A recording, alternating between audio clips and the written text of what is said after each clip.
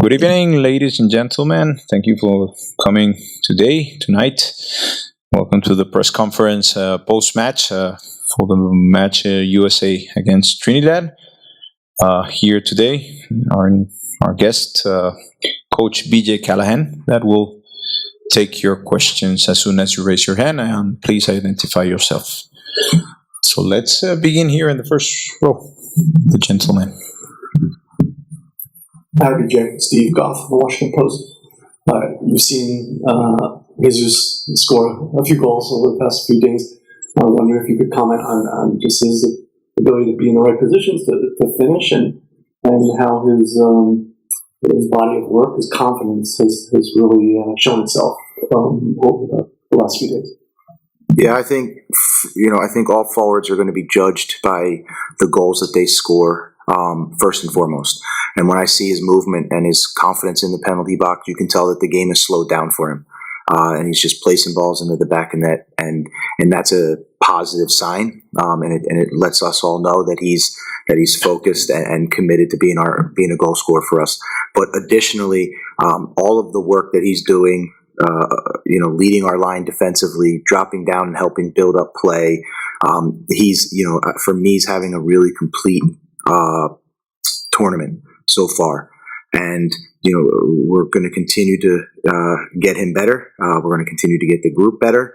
As we now approach the knockout stages. Please. Hi, DJ Sarah Effers with the Charlotte Observer. Dejuan Jones was heavily involved in the attack tonight. Obviously, only 3 caps behind him. How would you evaluate his performance? Yeah, I thought Dejuan really stepped up tonight.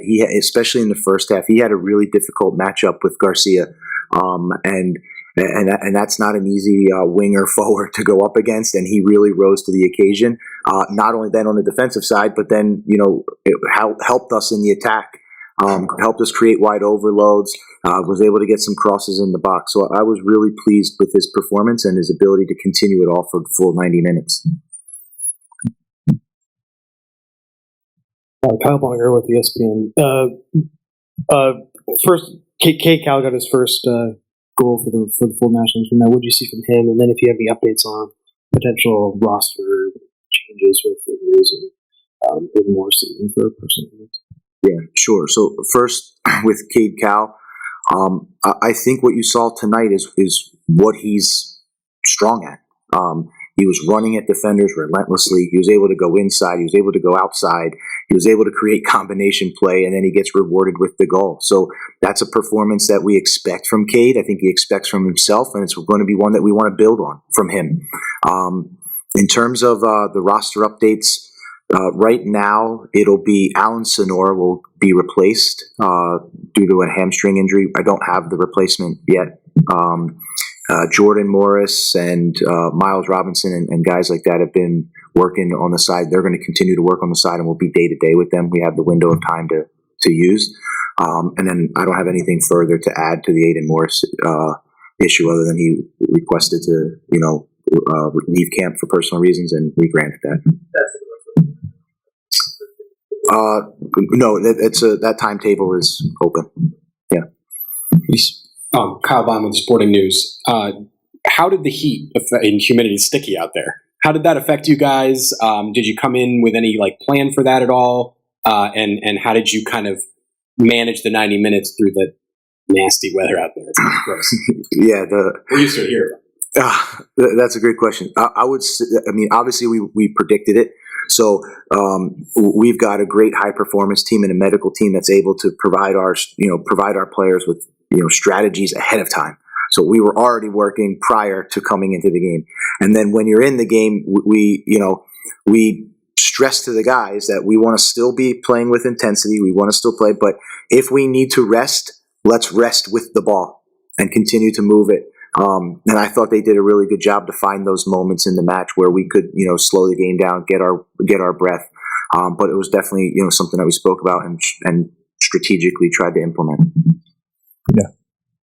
Pilar Perez, ESPN International. Congratulations on the win and securing the first part of the group. How different is the pressure in the knockout stages than the group phase, and how are you going to manage it with this group of young players? Yeah, this is an awesome opportunity right now that we have, because we want to expose as many players as we could to our group stage and how to navigate that. And now we have a week and a build up to, discuss and get the mentality right of how we're going to handle knockout. The knockout games, we know the margins are super fine. So we're going to have to improve and get better in all phases, and be even more, I would say, focused and consistent. And that's going to be the message, is to continue to get better, but understand that, the games are going to be decided by fine margins when you get in the knockout stage. Okay. A question there. Gary McDonald from Fox Charlotte. Just first of all, your thoughts on playing here in the Queen City the first time the men's national team has played here, and also John Luca getting his first goal, being a Greensboro native as well. Yeah, I mean, this place was rocking tonight. And I mean, I have not been here before. I know the men's national team has not been here before, and what a welcome, I would say, for us. Right when we walked out of the tunnel, and you could feel the energy from the crowd. And, for us, the result was 6-0, but the crowd was into it the entire time. And that's what you really, that group is an educated fan base, and really supporting and behind us through the whole 90 minutes. And we felt it. I'm super proud of John Luca.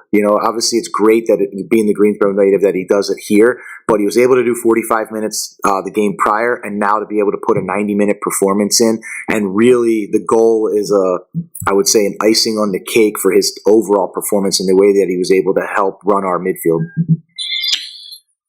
I'll go to the questions online. Please, as usual, Andrew Jones, I'll give you the word, please. Thank you very much, as always, Andrew Jones from ESPN Landscape.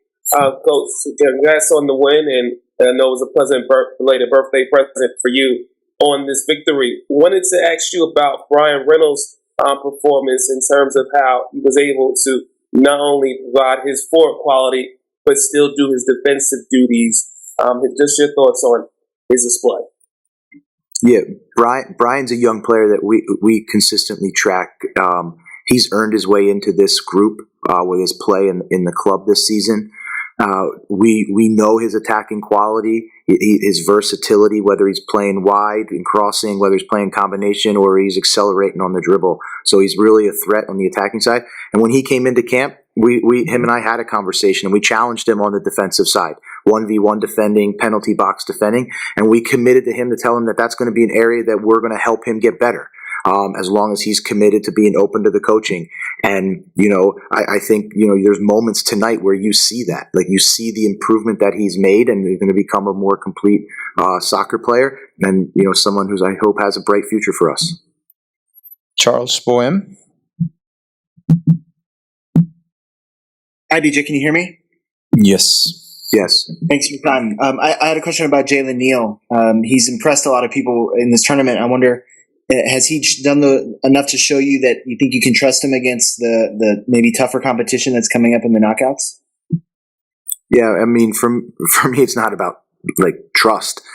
His performances have been consistent. He's putting together good performances, and as we continue to evaluate our opponents, we're going to look to put the best players out there. But Jalen has certainly shown that this stage for him is not too big, and he's put in, again, what I said, I guess 2.5 really, really solid performances. Thank you so much, Coach. Congratulations, and see you in Cincinnati. Yes, tonight. Thank you.